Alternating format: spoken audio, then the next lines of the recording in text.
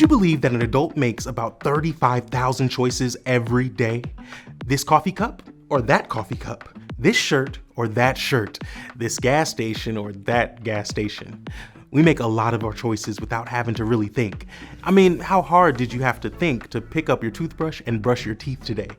But then there are choices that we do have to think about because there are serious consequences, like, should I date this person or that person? Should I tell this truth or that lie? Should I treat my friend this way or that way? But adults are not the only ones with choices to make. Children have their fair share of choices too, about 3,500 of them every day. Should I eat this snack or that snack? Should I play with this toy or that toy?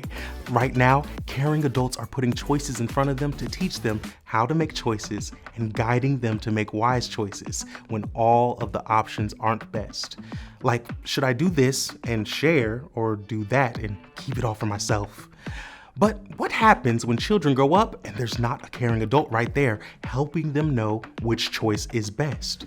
Knowing that our preschoolers' 3,500 daily choices will one day turn into 35,000 daily choices is why we want to teach preschoolers that when they have a choice between this or that, God knows what's best for them.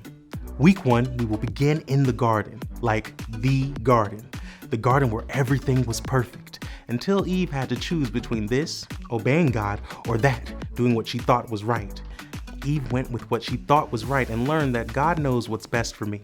A few bites too late.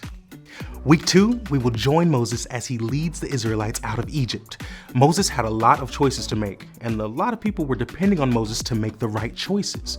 So when the time came to choose between this, going God's way, or that, going the way that made sense to him, I imagine Moses' faith in God knows what's best for me grew with every step he took as he walked across dry land right through the Red Sea.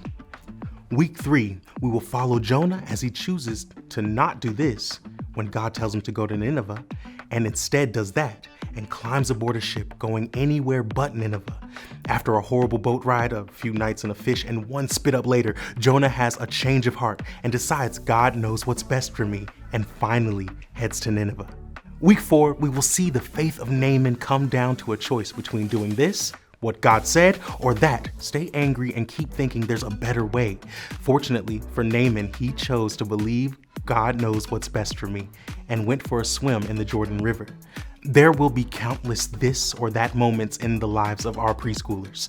We hope after hearing the stories of Adam and Eve, Moses, Jonah, and Naaman, they will remember that God loves them and God knows everything. And when you put those two wonderful truths together, you can always trust that God knows what's best for me.